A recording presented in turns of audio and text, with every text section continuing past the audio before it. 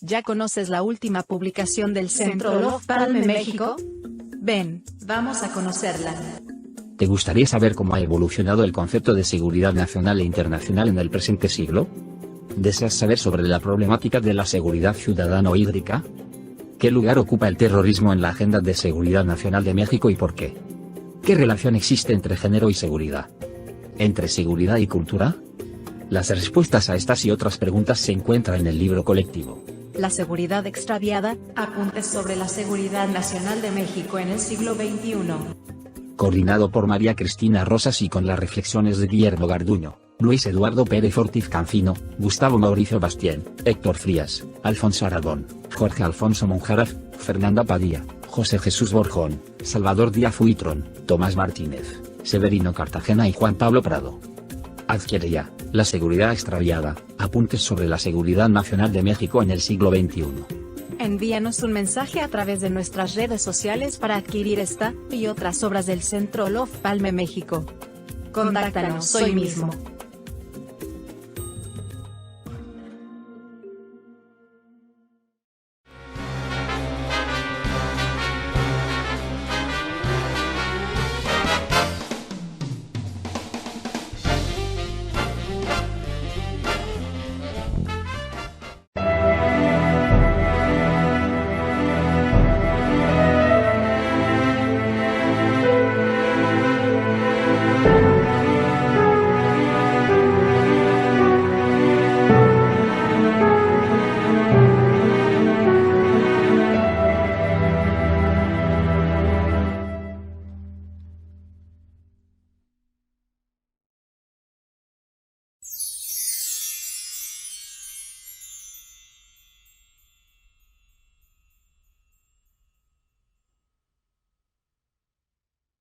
Muy buenas tardes, sean todas, todos bienvenidos a una emisión más de esta serie de entrevistas que produce el Centro Olof Palme México, denominadas Una Tarde con.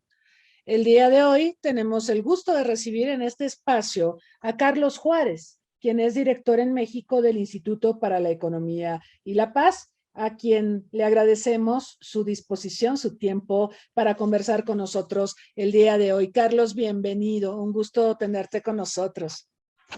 Cristina, al contrario, es un honor para mí compartir contigo y con quienes nos escuchan y nos ven. Muy buena tarde. Muy bien, Carlos. Yo quiero comentarle a nuestro público, tanto quienes nos acompañan aquí en Zoom como quienes nos siguen por Facebook Live, que pueden formular preguntas para nuestro invitado. Y me voy a permitir presentar algunos datos curriculares de Carlos Juárez. Él es licenciado en Economía, cuenta con una maestría en Gestión Pública y una maestría en Políticas para el Desarrollo Internacional por la Universidad de Duke en Carolina del Norte. Es becario Rotary Pro Paz 2016 con un fuerte enfoque en construcción de paz y transformación positiva de conflictos. Tiene experiencia en iniciativas multisectoriales de construcción de paz que incluyen gobiernos locales, empresas, universidades y organizaciones de la sociedad civil. Ha sido asesor en desarrollo económico, finanzas públicas y transparencia para varios gobiernos locales en México, además de contar con experiencia en finanzas corporativas y como catedrático. Ha impartido conferencias y talleres en México, Colombia, Guatemala, Perú, Ecuador y diversas ciudades de los Estados Unidos. También ha liderado procesos de formación de capacidades para jóvenes, líderes religiosos, servidores públicos, hombres y mujeres policías, personal militar y empresas. Desde 2017, hace ya 6 años, es director en México, 5 años, perdón, es director en México del Instituto para la Economía y la Paz. Y bueno, pues estamos aquí para hablar sobre el concepto de paz, por supuesto, de paz positiva, paz negativa, conceptos que no son tan visibilizados en México. Digo,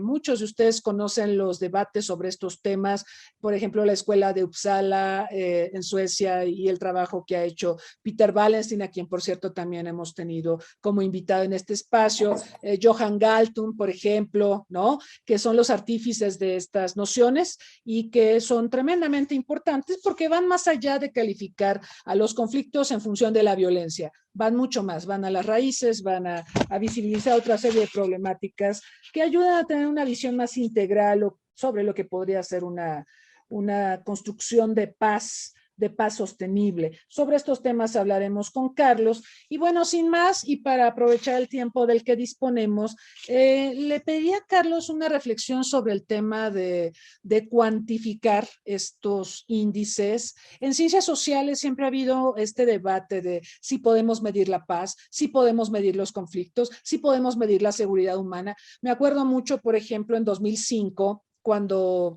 la Universidad de Vancouver, de Columbia Británica en Vancouver, dio a conocer los índices de seguridad humana y fueron muy atacados, muy criticados por las fuentes y la metodología empleada.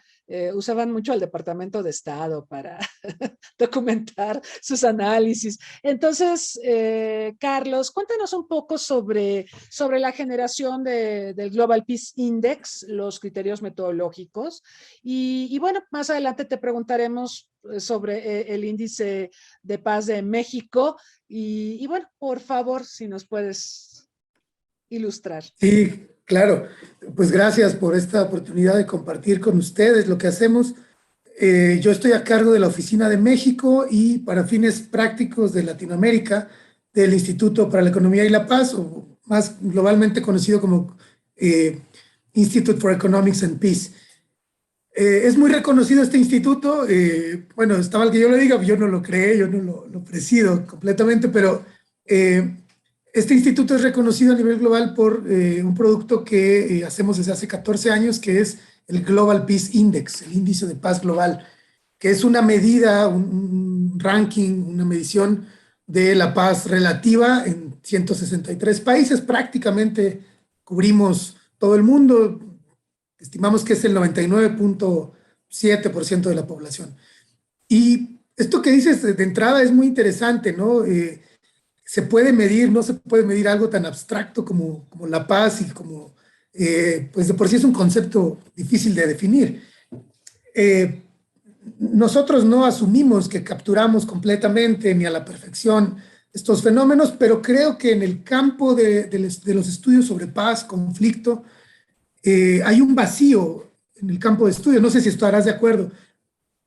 Hay un vacío de evidencias, hay un vacío de datos, hay un vacío de aproximaciones basadas en evidencia, numéricas, y yo diría en términos generales, hay un vacío de aproximaciones científicas hacia la paz.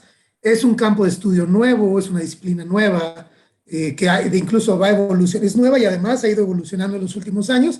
Entonces, yo lo diría humildemente, lo que estamos tratando es de contribuir a llenar ese vacío de datos, y yo me doy cuenta, no son perfectas nuestras mediciones. Ojalá que tuviéramos mejores datos para medir, pero yo me doy cuenta cómo se recurre a los instrumentos que nosotros aportamos, y que esto me indica que hay una necesidad de hablar con mayor evidencia, de arrojar datos hacia estos fenómenos. Y ya concluyo la idea. Desafortunadamente, y así comienzo muchas de mis pláticas, ¿no? Hablo sobre cómo es muy común tener una conversación en familia, entre amigos, entre colegas, donde alguien opina que la situación de la violencia está terrible. Alguien por ahí dice, sí, caray, es que el gobierno no hace nada, no sirve. Otra persona opina, no, el gobierno no lo puede hacer todo, tú quieres que todo lo haga el gobierno. Otra persona dice, no, lo que pasa es que nos hemos alejado de Dios, por eso ya no hay paz. Otra persona opina que no meditamos ni hacemos yoga, que si cada quien hiciera yoga 15 minutos tendría paz interior, y entonces uno con la paz interior la proyecta hacia afuera. Otra persona opina que lo de Rusia y Ucrania hoy es terrible. Bueno, y se vuelve, otras personas, claro, que opinan que el problema son los valores en casa, que ya no se educa como antes, de bien, eso habrá que discutirlo. Y siempre pregunto, ¿quién tiene razón en esta conversación que incluso podría terminar en pleito, ¿no? En conflicto ahí violento? Pues todos y nadie. Lo que pasa es que pues la paz es un concepto bastante abstracto, bastante subjetivo. Y nosotros lo que queremos es ponerle un poco, por decirlo coloquialmente, nombre y apellido a la paz. Hablamos de paz positiva, de paz negativa, tratamos de dar seguimiento a algunos indicadores, y bueno, pues ese sería mi primer comentario, Cristina. Muy bien, Carlos. ¿Nos puedes contar cómo se construyen? ¿Qué elementos, qué criterios utilizan ustedes? ¿Qué datos usan para construir el índice de paz global? Sí, sobre todo, lo primero que yo distinguiría es que medimos paz negativa y paz positiva. La paz negativa entendida como las manifestaciones de violencia directa o su contraparte. A grandes rasgos yo la podría como un sinónimo de la seguridad pública, la integridad, cuando mejoran los indicadores de homicidio, de robo, de criminalidad y de integridad física de las personas, hablamos de paz negativa. Y la paz positiva entendida como una paz más compleja, más integral, de largo plazo, que tiene que ver con la reducción de violencias estructurales, culturales y otras formas más complejas y más, más de largo plazo en las sociedades. Entonces, el índice de paz global, Global Peace Index, está construido a partir de 23 indicadores que tienen que ver con paz negativa sobre todo. Si me permites, incluso te puedo mostrar un mapa. Claro. Ahora te lo comparto, para que no nos aburramos de que estemos hablando todo el tiempo.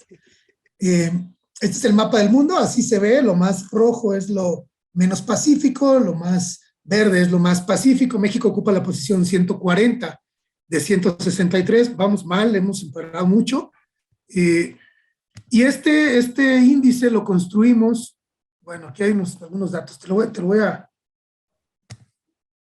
para no alargarnos en la presentación, te quiero presentar, sobre todo medimos tres grandes aspectos con estos 23 indicadores. Medimos los conflictos internos y externos, es decir, toda la violencia que sucede dentro de un país y que tiene que ver con la intensidad de los conflictos. Medimos también el tema de crímenes, desplazados, inestabilidad política, terrorismo.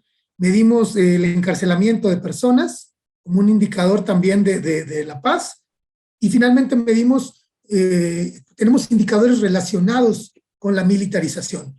Cuánto se gasta en armamento, en conceptos militares, cuánto se gasta en importar armas, en exportar, cuántas armas se exportan. Y tratamos de tener una medida integral de la seguridad y de diferentes manifestaciones de violencia.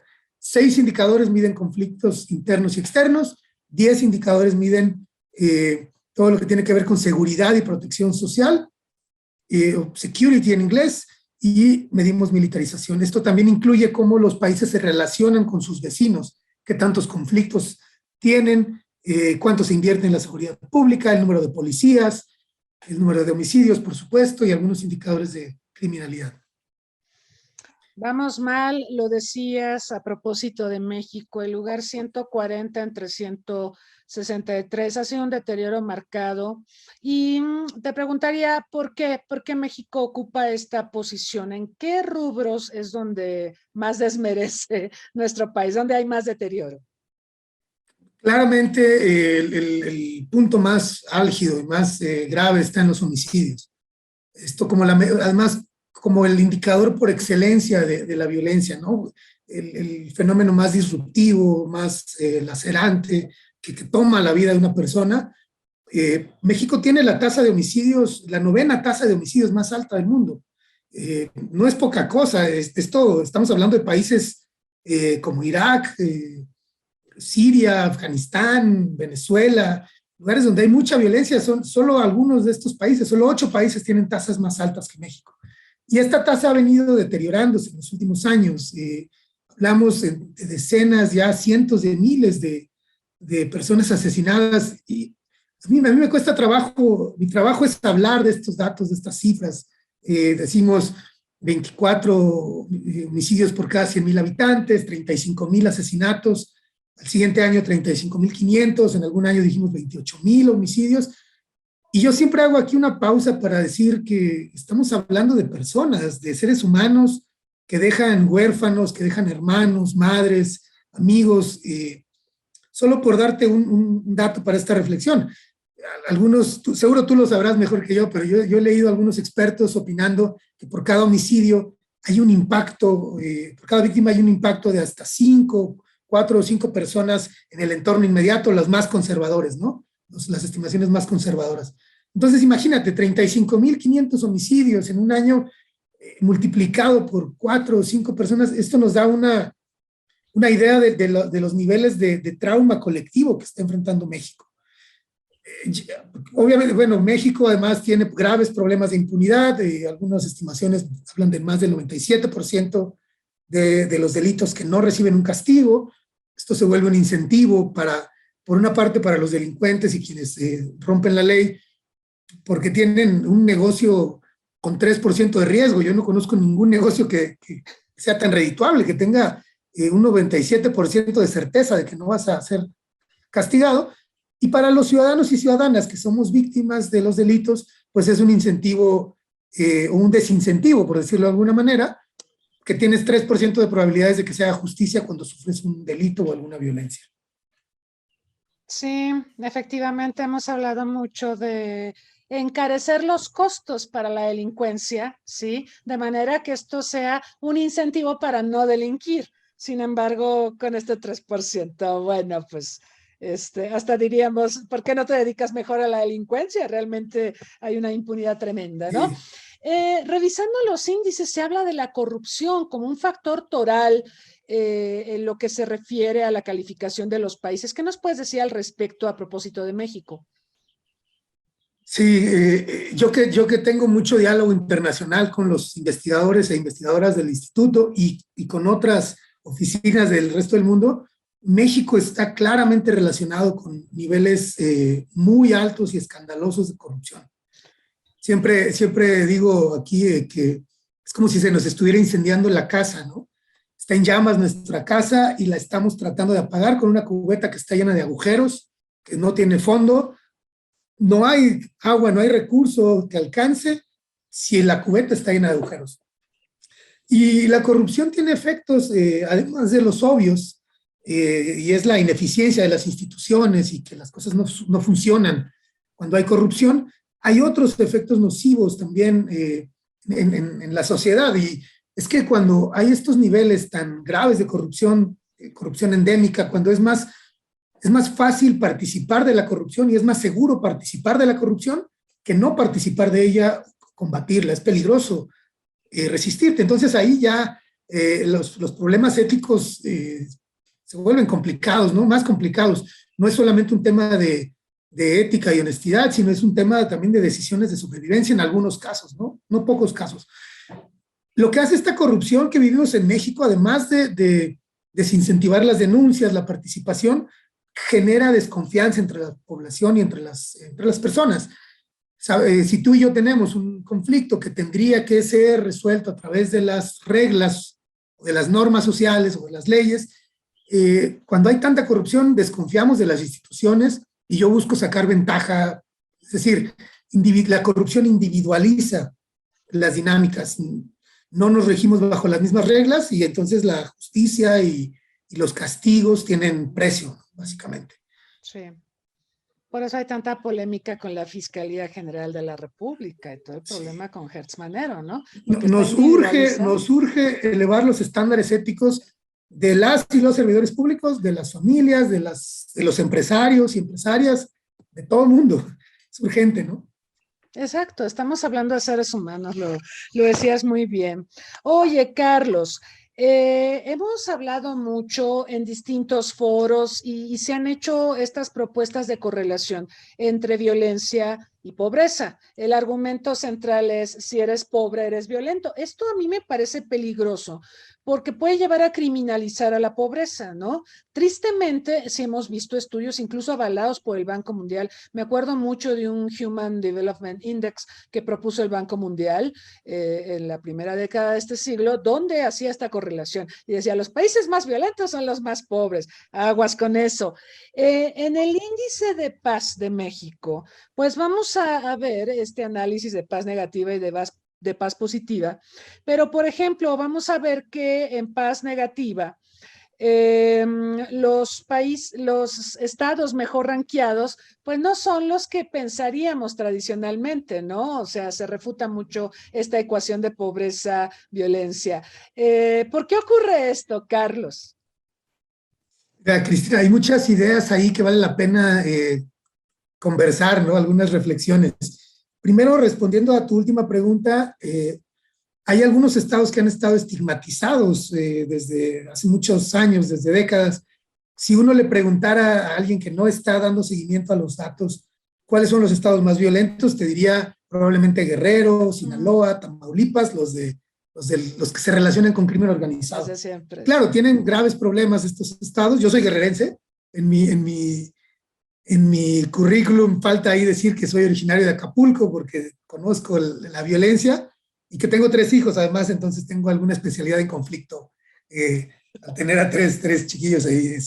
Pero bueno, curiosamente no, la violencia directa o la paz negativa, entendida de nuevo como las dinámicas que van cambiando, la violencia directa, las manifestaciones claras de víctima, victimario y un daño evidente, estas estadísticas van cambiando constantemente. Diario tenemos nuevas cifras, cada mes, cada año se publican, y esto hace que la violencia sea cambiante también. Entonces, déjame compartirte el mapa del país. Creo que eso va a ayudar también a ilustrar un poco. Claro. Y ahora continúo. Mira, este es el mapa del país, de acuerdo al Índice de Paz México. Este ya es el estudio para México, que publicamos cada año. Por cierto, el 17 de mayo estaremos publicando la versión de 2022. Ya tengo tu contacto, te voy a invitar a la presentación y te voy a mandar el índice. Por favor. Y si quieres volvemos a platicarlo, si me vuelves a invitar, si te quedan ganas después de esta charla. Sí. Claro que sí. Aquí vemos en rojo a los estados más violentos o menos pacíficos y en verde, de nuevo, los más pacíficos. Lo que tú mencionabas, los estados más pacíficos, pensando en la relación con la pobreza, pues Chiapas es un estado rezagado, pero que tiene indicadores de paz negativa, indicadores de violencia muy bajos, una alta paz negativa. Es relativamente seguro. Chiapas, el estado que sí se cuece aparte es Yucatán, ha estado permanentemente como el estado más pacífico, tiene índices bajísimos de delincuencia, sobre todo Mérida, que es donde sucede la mayor parte de las dinámicas del estado, donde es más urbanizado, etcétera. Y lo que decía también, los estados menos pacíficos, para sorpresa de muchos, pues son Baja California por 3er año consecutivo, Colima con la tasa de homicidios más alta del país, Zacatecas también con mucha violencia, Chihuahua y Guanajuato. Estos 5 estados, lo que tendrían en común, de acuerdo a nuestra investigación, es que hay alta presencia de delincuencia organizada, mucha actividad de delincuencia organizada y conflictos entre grupos delincuenciales, disputas territoriales me refiero. Hay una alta presencia o una alta disposición de armas de fuego entre población civil, altos niveles de homicidios, muy altos niveles de homicidios, y por tanto también altos niveles de homicidios que se cometen con armas de fuego. Todos estos factores están de alguna manera interconectados en estos 5 estados. Carlos, no lo quites porque tengo un par de preguntitas más. En el caso de Baja California y de Chihuahua, ¿influye que sean estados fronterizos de Estados Unidos? Es una pregunta muy, muy buena, tratando de entender la geografía, ¿no?, de las violencias. No sé si se ve mi cursor ahora o no. La flechita se ve, ¿no? Sí se ve, sí se ve. Sí. Porque, mira, algo que hemos visto es que las dinámicas, bueno, en este caso, algunos de los indicadores principales del índice de paz para México tienen que ver con violencia directa, por supuesto, y están muy relacionados con las actividades de la delincuencia organizada. No es toda la violencia, quiero aclararlo, porque este es otro mito, que toda la violencia tiene que ver con delincuencia organizada, pero la más espectacular tiene que ver, la más impactante. Y una buena cantidad de los homicidios también. Hay mucha especulación, bueno, no especulación, hay mucha investigación y no está muy claro. Algunas organizaciones como Lantia, con Eduardo Guerrero y otros investigadores en México hablan de 2/3 partes de los homicidios, a veces más, a veces 3/4 partes, pero en general la mayoría de los homicidios parece que de alguna manera están relacionadas con delincuencia organizada. No quiere decir que a quienes asesinan son parte de la delincuencia o están relacionados, pero tienen que ver a alguien que extorsionan, a alguien que está lamentablemente donde hay un fuego cruzado, etc. Entonces, lo que vemos es que las dinámicas de criminalidad van cambiando con el tiempo. y, por ejemplo, vemos los puntos de entrada de algunos precursores químicos que vienen de Asia, cocaína de Sudamérica, los puertos, sobre todo los puertos internacionales, o las aduanas marítimas, en Manzanillo, en Lázaro Cárdenas, en Acapulco, y también en Quintana Roo. Además, son mercados turísticos muy atractivos para la delincuencia, y últimamente con la proliferación de drogas sintéticas como el fentanilo, que ya, por ejemplo, las regiones que producían marihuana, pues con la legalización en muchos territorios de Estados Unidos ha bajado el precio, se produce cada vez menos marihuana en algunos espacios y territorios y no se comercializa tanto en México. Después vino la amapola y bajaron los precios de la goma de opio también por la preferencia del mercado más rentable de drogas ilegales, que es los Estados Unidos, sobre todo la costa oeste de los Estados Unidos, California básicamente, ¿no? Y también la costa este. Entonces, todo esto es como la configuración de los mercados ilegales de drogas y de trasiego. Entonces, en la parte sur del Pacífico comienzan las rutas de trasiego de drogas y se abre un camino hacia la derecha, hacia el este, hacia la costa este de los Estados Unidos, Nuevo León, Tamaulipas, y otro camino hacia la costa oeste. Que esto es una larga respuesta a tu pregunta de por qué Baja California, Sonora y Chihuahua, siendo fronterizos, claro, tienen esta violencia. Una de las respuestas, hay muchos factores, por supuesto. También vemos que los grupos de delincuencia organizada suelen preferir entornos urbanos con infraestructura económica, infraestructura social, infraestructura carretera y muchos factores que las capitales, los centros urbanos y las zonas metropolitanas por excelencia ofrecen estos recursos. Bueno, no se los ofrecen, sino que representan estas oportunidades para los delincuentes. Claro, y me imagino que en el caso de Baja California también es muy importante la dinámica migratoria tan abrumadora, ¿no? Que hay entre Tijuana y San Diego, ¿no? Pues decimos Baja California, pero realmente la gran concentración de actividades violentas y de problemas está en Tijuana. Es grave, los homicidios, y Tijuana está calificada como una de las ciudades más violentas del mundo. Muy bien, Carlos, vamos a eso. En este índice de paz de México se muestran las ciudades más violentas del mundo. Tristemente, hay un montón de ciudades peligrosas en el mundo que son mexicanas. ¿Nos puedes contar sobre este tema? Sí, de nuevo va cambiando esta clasificación, pero tenemos muchas de las ciudades: Tijuana, Ciudad Juárez, Acapulco, Ciudad Obregón, Irapuato, ahora Colima también. Algo que se me olvidó mencionar hace rato que hablamos de pobreza, Cristina, discúlpame que regrese, es que se había creído por mucho tiempo que la pobreza tenía que ver con la violencia. Creo que, me gustaría pensar que ya se va derribando ese mito. No es la pobreza, ni siquiera hay una correlación clara, menos una causalidad. Lo que sí hemos visto, y es uno de los 8 pilares de paz positiva que nosotros presentamos en nuestra investigación, lo que hemos visto, y es una gran diferencia, es que no la pobreza, sino la desigualdad produce violencia y conflictos violentos. Sí. Es decir, a veces se usan como sinónimos, ¿no? En espacios no especializados, como si fueran lo mismo. No son lo mismo. La pobreza, pues es la carencia de recursos, puede ser más o menos generalizada en un territorio. La desigualdad es esto que vemos en México, en un país en el que el reloj de una persona podría darle de comer durante 10 años a una familia. Cuando ves los ingresos anuales de una familia en extrema pobreza, podrían comer muchos años con lo que vale un reloj de una persona en algunas ciudades.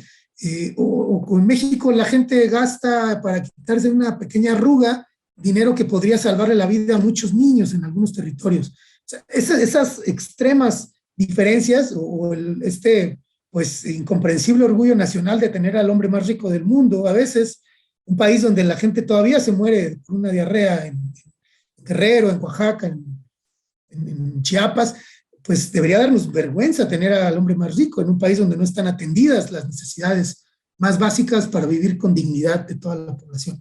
Entonces, es la desigualdad, es esta sensación de ser tratado de manera desigual y de ser tratado injustamente. Porque pongo siempre el ejemplo de los albañiles en México. Yo no los conozco a todos, pero mi abuelo era albañil y estoy seguro, me atrevería a asegurar que todos los albañiles de este país trabajan más que yo, se esfuerzan más que yo, se cansan más que yo y hacen más trabajo que yo. Y casi también me atrevo a asegurar que la calidad de vida que yo tengo es superior o es mayor a la que tienen muchos de ellos. Eso es injusto y esto tiene que ver con violencias estructurales, con básicamente en dónde naces es lo que determina un gran porcentaje del destino que tienen las personas en nuestro país. Entonces es la desigualdad, no la pobreza, lo que sí se relaciona con la violencia. Claro, y quizá recordar, Carlos, que en América Latina, México no es la excepción, tenemos los más altos niveles de desigualdad a nivel mundial. Entonces, efectivamente, esto que acabas de decir coincide mucho con el mapa que nos mostraste. Chihuahua no es el estado que tiene el poder adquisitivo más bajo del país, como tampoco Baja California, como tampoco Guanajuato, ¿no? Pero hay un tema de desigualdades implícito, ¿no? Preocupante esto. Y son desigualdades en el mundo. Vemos que algunos países, muy pocos países, concentran la gran mayoría de la riqueza y un pequeño porcentaje de la población también lo concentra, mientras que otros países, muchos países no tienen suficiente. Esas desigualdades se reproducen dentro de los países, entre los estados, y luego se reproducen dentro de las ciudades, porque hay en las zonas urbanas un barrio concentra la mayoría de los recursos, los acapara, y esto a costa del resto de los habitantes de este territorio. Entonces es increíble cómo se van reproduciendo a nivel macro y a nivel micro las desigualdades. Y eso genera agravios sociales, por supuesto. Claro. Digo, pensando en Ciudad de México, fácilmente creo que todos podemos identificar los barrios ricos, para llamarlos de alguna manera, o pudientes, y los barrios más marginados, ¿no? Efectivamente se reproduce a niveles locales, ¿no? No solo a nivel nacional, y también se reproduce a nivel internacional, ¿no? Quiero preguntarte sobre un tema que pues nos preocupa desde el punto de vista generacional y que tiene que ver con la tolerancia a la violencia. Obviamente cuando hablamos de paz negativa solemos mirar a la violencia, a los homicidios, como lo marcabas, y a todos estos elementos. Pero tal pareciera que en México nos hemos vuelto muy tolerantes, muy permisivos respecto a la violencia. Ya no nos asombra saber que descuartizaron a una persona y dejaron sus restos aquí en Tlatelolco. Ya no nos asombra saber que hay cárteles operando y que secuestran y masacran en lugares donde esto no ocurría hasta no hace mucho, ¿no? ¿Qué impresión tienes sobre esto de la tolerancia social a la violencia? Yo creo que mira, yo viví la mayor parte de mi vida en Acapulco, hasta hace 4 años yo vivía en Acapulco. Y te puedo decir lo que se siente ver a tu ciudad degradarse por la violencia, caer en una espiral descendente, ¿no? Descendente, perdón. Siempre peor y peor y peor, y es como entrar en un túnel oscuro. Estamos hablando de los efectos del miedo. Quizás la noticia de ayer, por ejemplo, una de las noticias principales fue esta alarma de balacera en el aeropuerto de Cancún. No sé, hubo mucha confusión en la información, no es clara. Es increíble que no se haya sabido qué pasó por muchas horas en uno de los espacios más vigilados, como es un aeropuerto, con cámaras, con seguridad.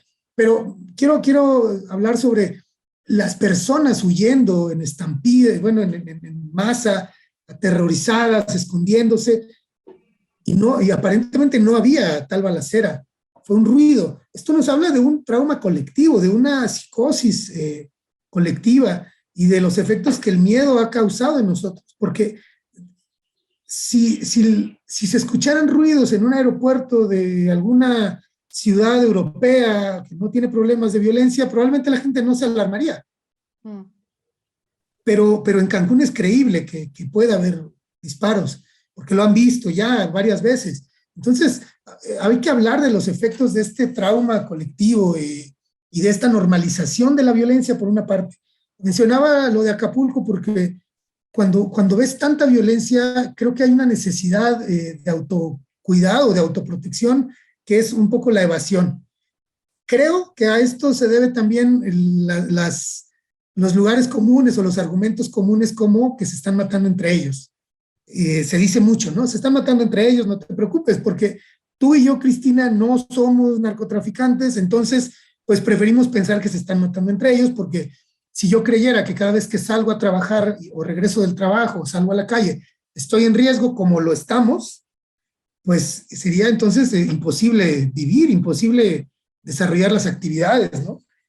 Creo que es un mecanismo de autoprotección psicológica de alguna manera, no soy experto en trauma, pero sí sabemos también cómo el miedo a la violencia va distorsionando las conductas y desafortunadamente la crisis de violencia directa, o sea, la crisis de homicidios, de desaparecidos, la crisis de violencia sexual contra las mujeres y violencia familiar contra las mujeres es tan apabullante, o sea, la violencia directa es tan grave que no estamos poniendo suficiente atención a la salud emocional o a la salud psicológica y a todo este trauma.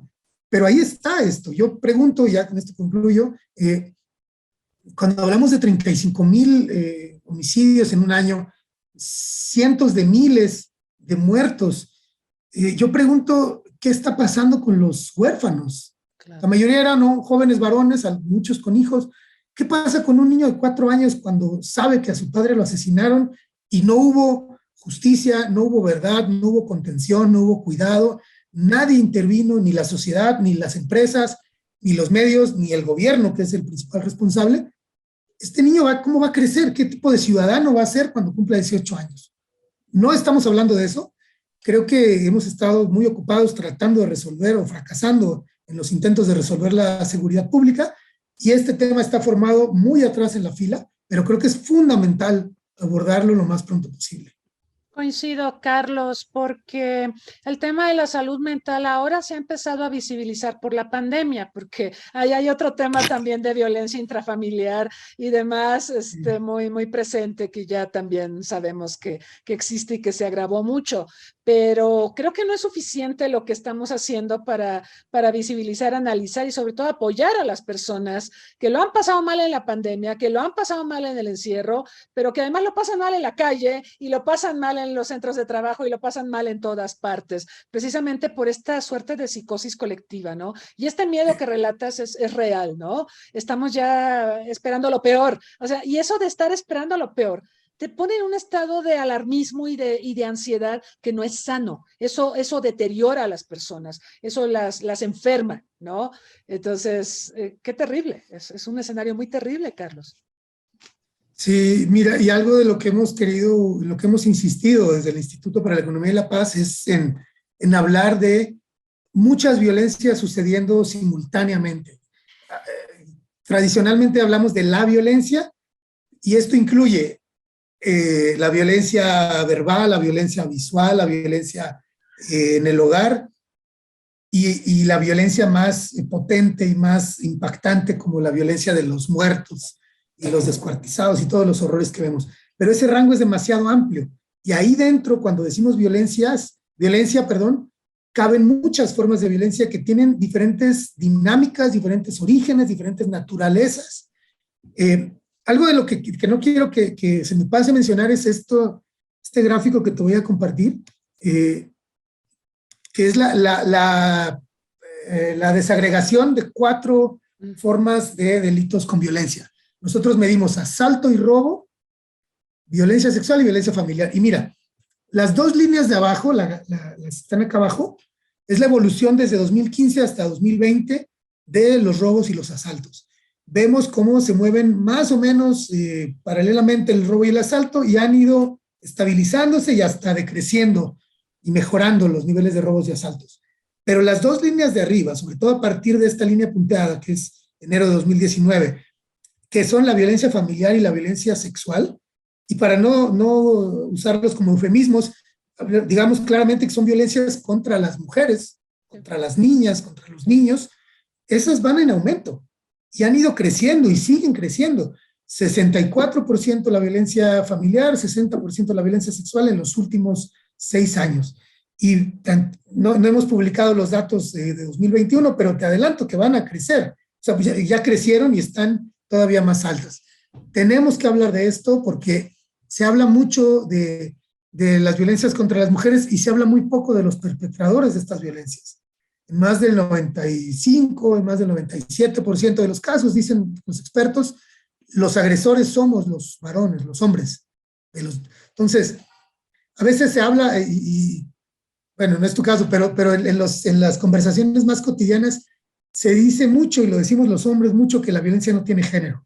Como muestra decimos, nos afecta a todos. Mira, la mayoría de las personas asesinadas son hombres, y eso es verdad. Pero si miramos a los agresores, las violencias las estamos cometiendo los hombres casi exclusivamente. 97-95% de las agresiones sexuales y de las agresiones de violencia familiar las cometemos los varones. En México se cometen, en números así redondos, 85 millones de homicidios 85 millones de delitos cada año, ¿perdona? Y de esos 85 millones de delitos, perdóname, porque ahí se me confundieron los datos, 35 millones de delitos al año. De esos 35 millones, el 85% lo comete un hombre o un grupo de hombres. Y alguien opinará que a lo mejor el 15% lo cometen las mujeres. No es así. La última cifra que tengo es que hay aproximadamente de ese 85% varones o hombres, un grupo de hombres. Hay un 10% de datos que no tenemos, no sabemos quién los comete. Hay un 3% que se cometen en combinación hombres y mujeres, y las mujeres, una mujer o grupo de mujeres exclusivamente, cometen el 2% de los delitos. Entonces, toda esta larga explicación es para mostrarte hombres cometiendo el 85% de los delitos del país y las mujeres apenas 2%. Somos los hombres y estas violencias tienen raíces culturales. Esta violencia de género, esta violencia familiar, violencia sexual, no está en gran medida relacionada ni con los cárteles, ni con las armas, ni con las metralletas.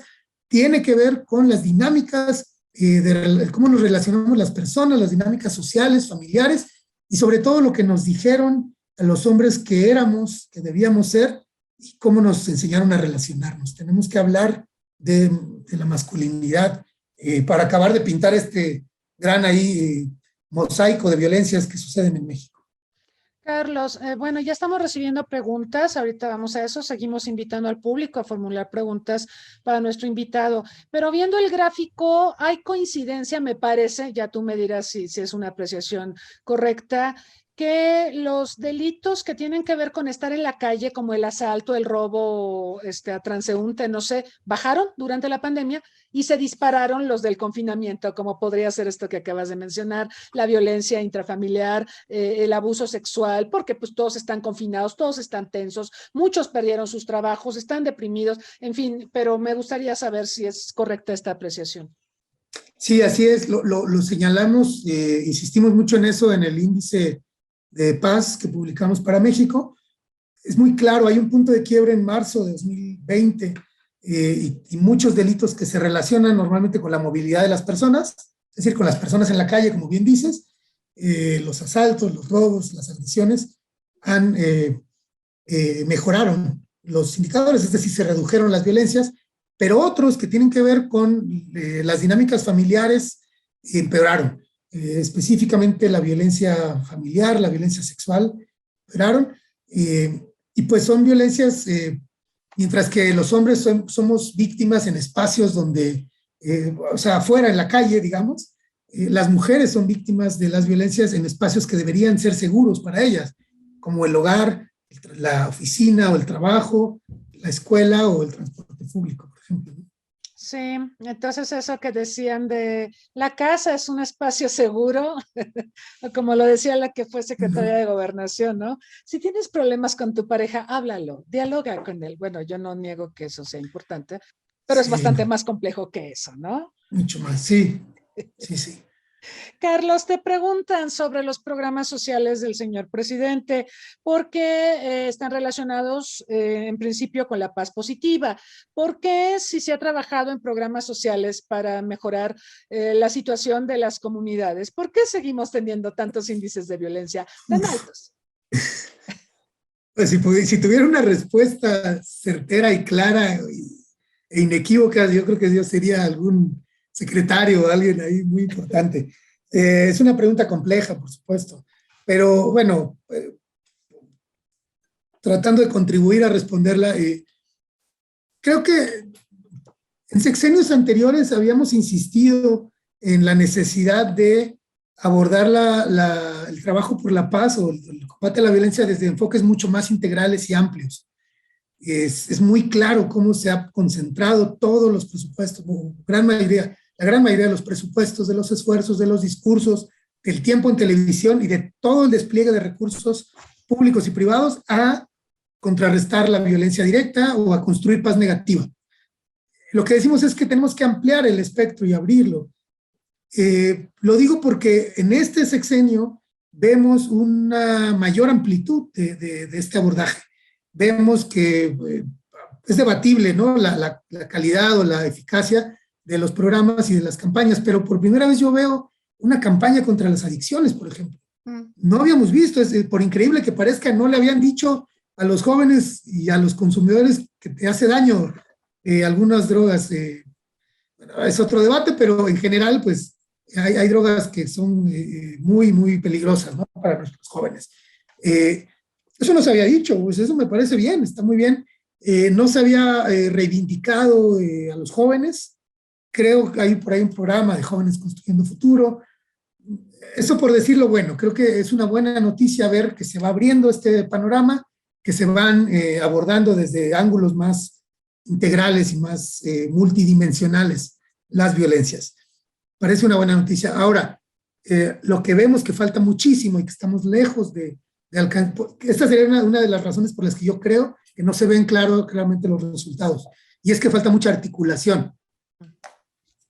Hago una analogía, a mí me sirven mucho los ejemplos y las analogías para entender las cosas, por eso las hago, pero es como si sabemos que un pastel de chocolate lleva harina, huevo, cacao, azúcar, leche, no sé, mi hija los prepara, mi hija María, pero no es lo mismo que yo te entregue un tazón, un bowl, con esos ingredientes ahí, con unos huevos, un poco de agua y la harina, y te diga, aquí está un pastel de chocolate. No es un pastel, son los ingredientes sueltos, ¿no? Es la suma de los ingredientes. Lo que queremos ver en las políticas públicas es el trabajo articulado y armonizado de las iniciativas, focalizado también. Falta mucha focalización. Creo que no se parte de los diagnósticos adecuados. Yo he escuchado mucho que se habla de que México está sobrediagnosticado, que hay muchos diagnósticos. Creo que sí hay muchos diagnósticos, pero no hay suficientes diagnósticos buenos. Creo que después de más de una década de vivir la crisis de violencia que vivimos en México, no hemos comprendido lo suficiente como para resolver el problema. Por eso creo que hacer un índice para México desde el Instituto para la Economía y la Paz aporta a esta conversación que estamos teniendo, ayuda, si bien a lo mejor es debatible la metodología, los indicadores, que bueno, por lo menos se genera la conversación sobre tratar de comprender las violencias. No podemos resolver un problema si no lo comprendemos, si no lo podemos comprender, si no lo estudiamos, si no lo medimos, si no le damos seguimiento. Entonces, creo que una de las razones por las que no funcionan los programas sociales o no han dado los resultados que esperaríamos es porque no están conectados entre sí, no están articulados. Vemos alguna división entre las áreas del gobierno federal, vemos una desconexión y hasta pleitos con gobiernos locales. Cierto. Entonces, lo que necesitamos es una gran orquesta, por decirlo de alguna manera, donde toquen bajo las mismas partituras gobierno federal, gobierno estatal, gobierno municipal, pero también poder legislativo, poder ejecutivo, poder judicial, y entonces tendremos ya más o menos la complejidad de lo que andamos buscando en política pública.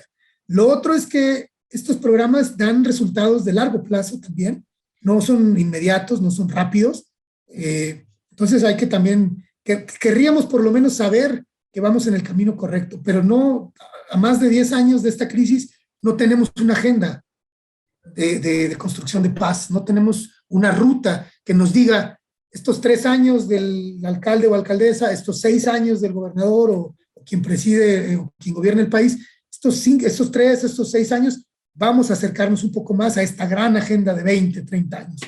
No existe, creo, y esta agenda tampoco podría estar en manos de los gobiernos, sino de grupos de sociedad civil, por ejemplo. Totalmente. Ujú. Y aparte yo añadiría que es importante las políticas de Estado, porque hemos visto que cambia el gobierno y cambia la política, entonces frecuentemente hay buenos planes, buenas intenciones, pero cambia el gobierno o cancela esas buenas intenciones o esos planes y hace otros, o no les da el apoyo debido, entonces creo que eso también es como está reinventando al país en una multitud de temas que son torales y debería de haber continuidad al final del día. No sé qué pienses tú, Cristina, pero para mí un ejemplo de esto es el programa Prospera.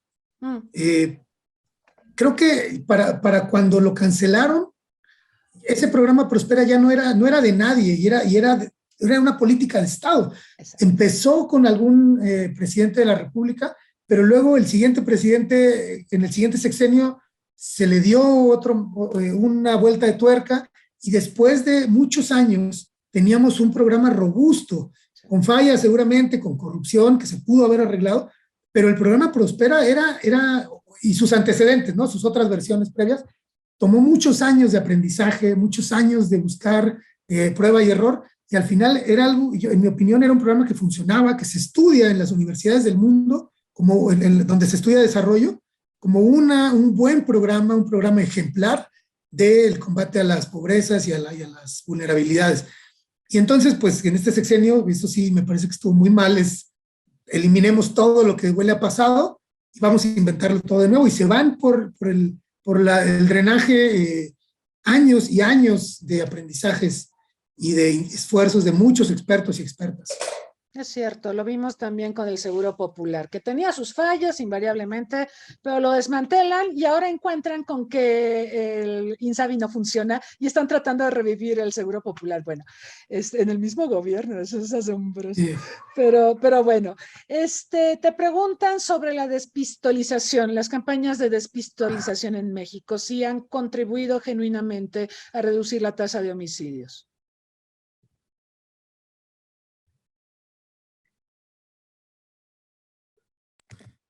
Perdón, tuve se me apagó la cámara. Tu imagen con el Global Peace, con el México Peace. Es la imagen de las emergencias. La imagen de las emergencias. No, te preguntan si las campañas de despistolización en México han contribuido a reducir los homicidios.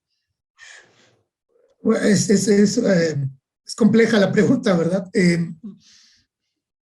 Sabemos que cuando hay más armas disponibles, hay mayor incidencia de homicidios. Lo mencionábamos sobre los estados más violentos. También yo no recuerdo ahora los autores, pero hay estudios que hablan aunque la percepción, aunque la intuición nos dice que si yo me armo, tengo un arma de fuego, me voy a defender y estoy más seguro y protejo a mi familia, que es la idea en los Estados Unidos. En realidad, cuando hay un arma en mi entorno inmediato, es decir, cuando yo la tengo, un familiar, incluso un vecino, yo he leído que hasta hay un 30% más de riesgo de sufrir un disparo, de recibir un disparo. Es decir, cuando hay más armas no estamos más seguros. Claro. Mucho menos si están en manos de civiles y de personas no entrenadas y no profesionales. Entonces, con ese antecedente, pues pensaríamos que si hay menos armas de fuego disponibles, quiere decir que se reducirían las violencias y los homicidios. Ahora, las campañas de entrega de armas, pues es que para algunos es herramienta de trabajo, por decirlo de alguna manera un poco cínica, ¿no? Entonces, quien trabaja con las armas y comete delitos y las usa para asesinar no va a ir a entregarla a una campaña de estas. Va quien tiene por ahí una reliquia familiar, quien ya no sabe qué hacer con ella o quien necesita cambiarla por dinero o por otra cosa, pero yo no he visto que funcionen. Creo que la conversación, hablando de armas, creo que la conversación que se abre con esta demanda del gobierno mexicano hacia las empresas de los Estados Unidos que producen armas, no creo que impida el paso de las armas, pero creo que abre una conversación que puede ser útil. Porque ahí sí hay un tema grave y es que las armas que llegan a México a los Estados Unidos no les importa lo que lo que pase de allá para acá, lo que les importa es que no entren lo que metemos para allá, y lo vemos claramente cuando cruzamos de ida y vuelta, ¿no? Entonces creo que ahí puede haber mejor resultado si se concentra la conversación en impedir que cruce tan fácilmente las armas de Estados Unidos a México, porque lo que sí sabemos es que esta crisis de homicidios y de desapariciones y de tanta violencia no podría ser posible con armas blancas, con cuchillos o bates, o incluso ni siquiera con revólveres. Tendría que necesariamente debemos tener la potencia de armas que tenemos disponibles en México para ver esta crisis tan grave. Es cierto. Hace algunas semanas entrevistamos a Daryl Kimball de la Arms Control Association, que le dieron un premio al canciller, por cierto, por esta demanda que hicimos a los que se encuentran en el otro lado de la frontera y trafican las armas ilegalmente a nuestro país.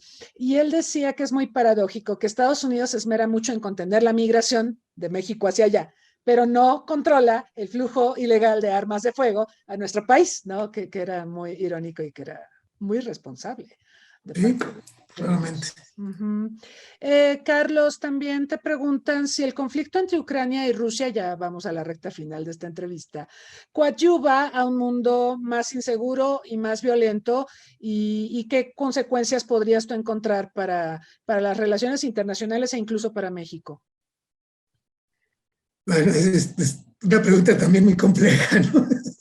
Te la voy a dejar a ti, Cristina. No, sí, claramente hay muchísimas dinámicas, muchos factores ahí operando.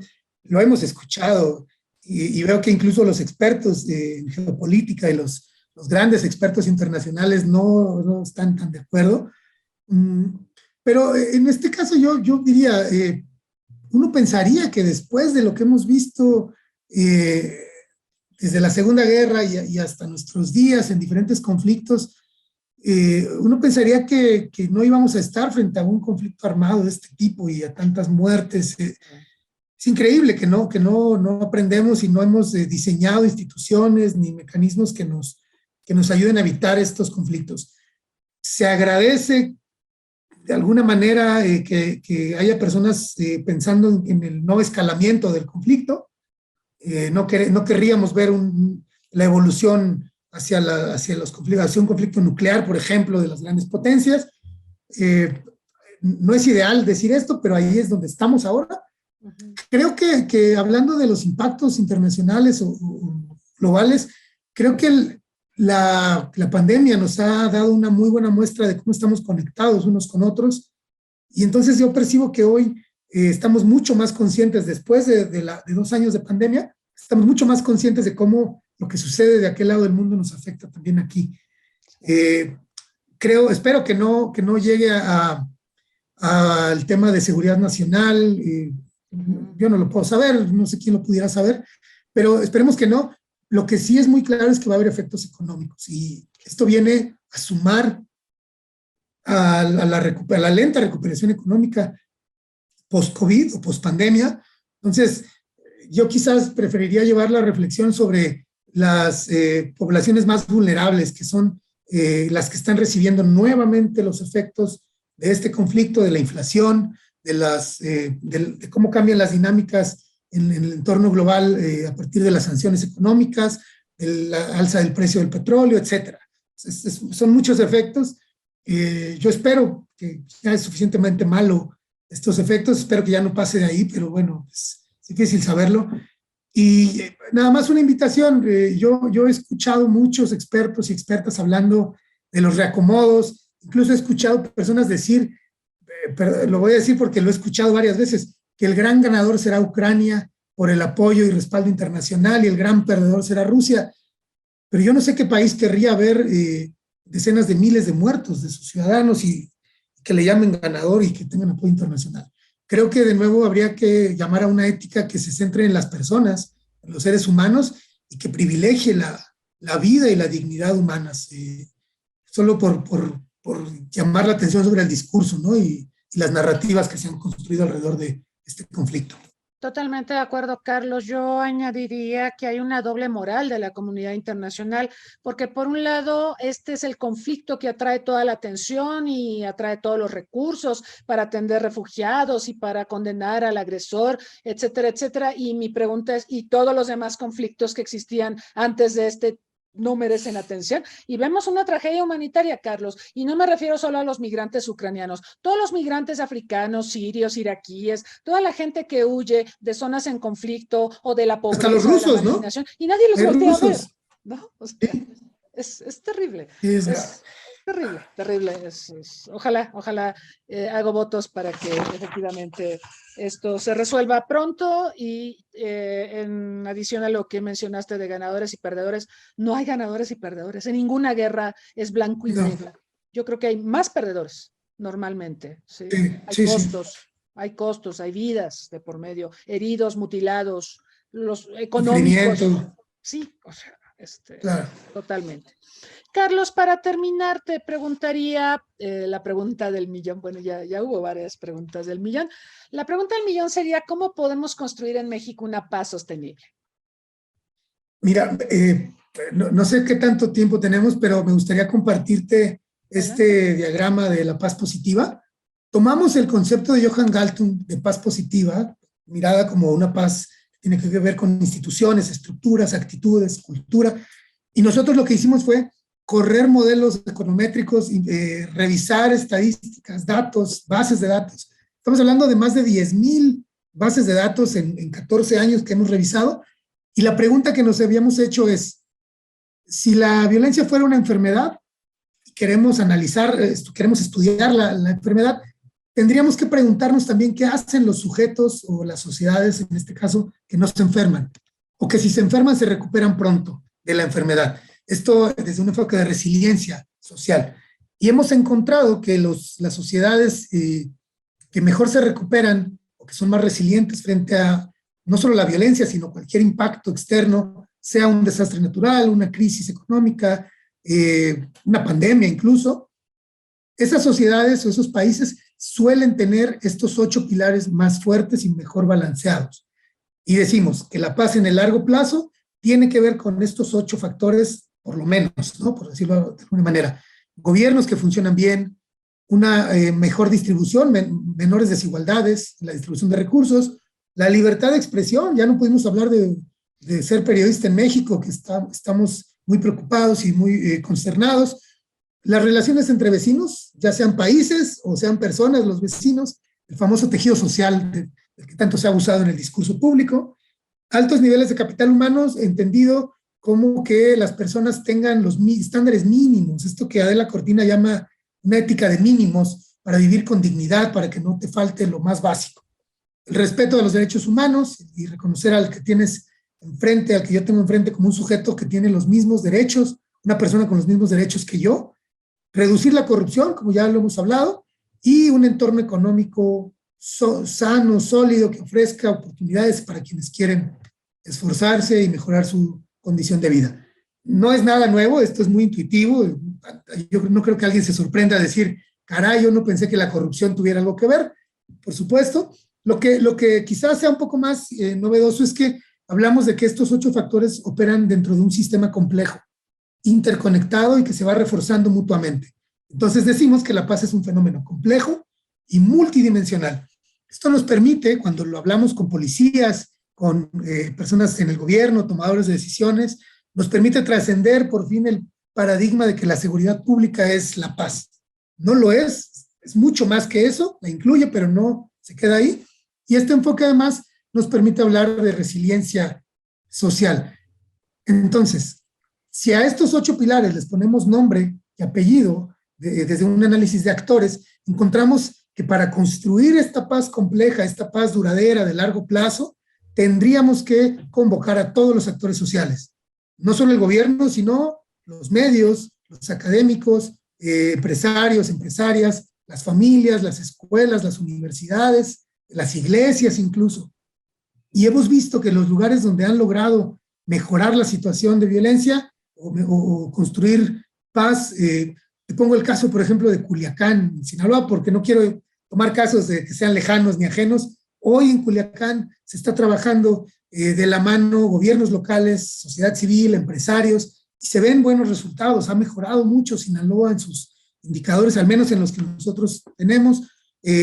Jalisco, por ejemplo, acaba de publicar el año pasado la primera ley de cultura de paz del país. Están ahora y estamos participando, colaborando en la construcción del programa estatal de cultura de paz para Jalisco. Se está reformando la policía, la fiscalía.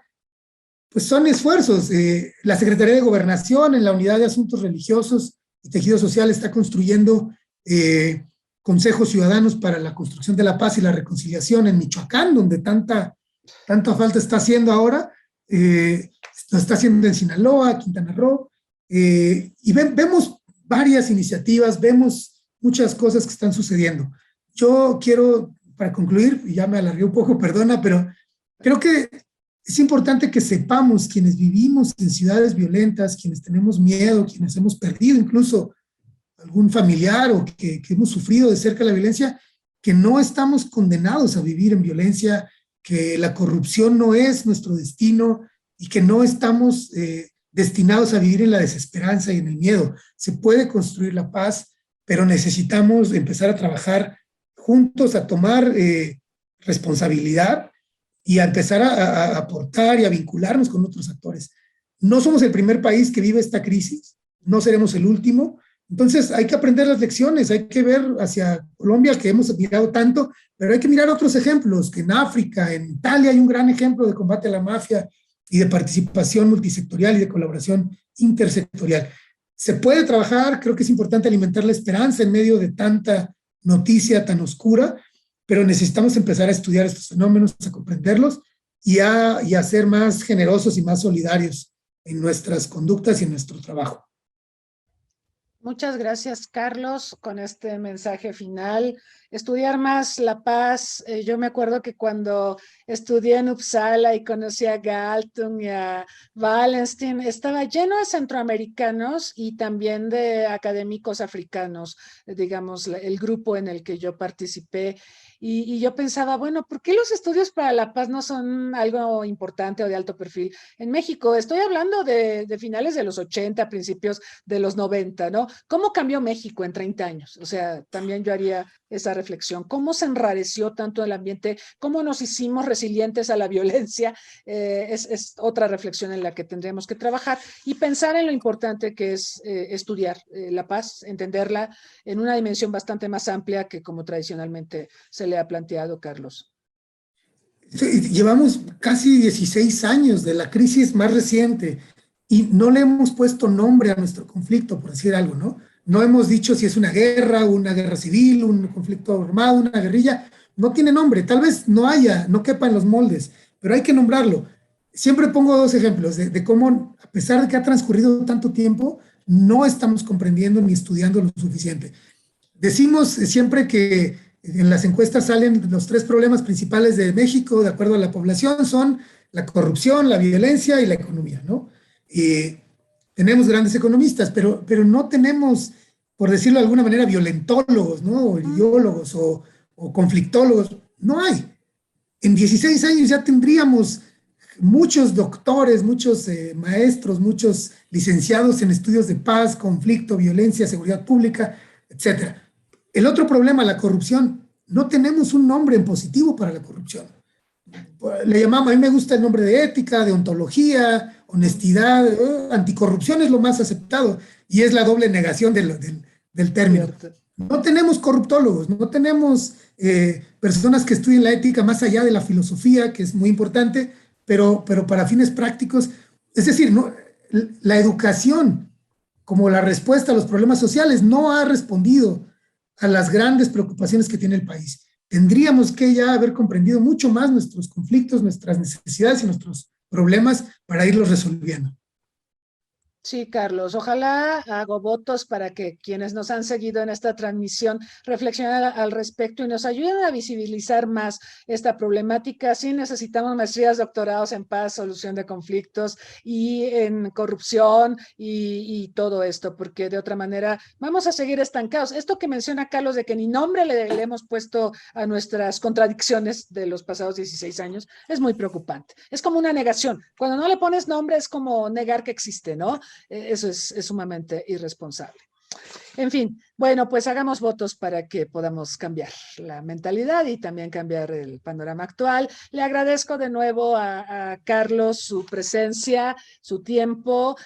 Confío en que podamos volver a conversar. Efectivamente, tuvimos que dejar fuera muchos temas, lo de los periodistas, que es un gran tema y también importantísimo. Hablar más del tema de violencia de género, de feminicidios y demás, y otros temas relacionados con esto. Y ojalá cuando presenten el nuevo informe, bueno, lo podamos también comentar para ver las variaciones. Esto de que pues las violencias cambian, es cierto, es un fenómeno dinámico, no es estático y será interesante ver qué tendencias se están perfilando en nuestro país. Carlos, ¿algún mensaje de despedida final? Nada más, solo agradecerte la invitación, de verdad, cuenta conmigo las veces que quieras invitarme, me da mucho gusto platicar y ojalá que después nos encontremos para seguir colaborando. Muchísimas gracias y saludos a quienes nos escuchan y nos ven.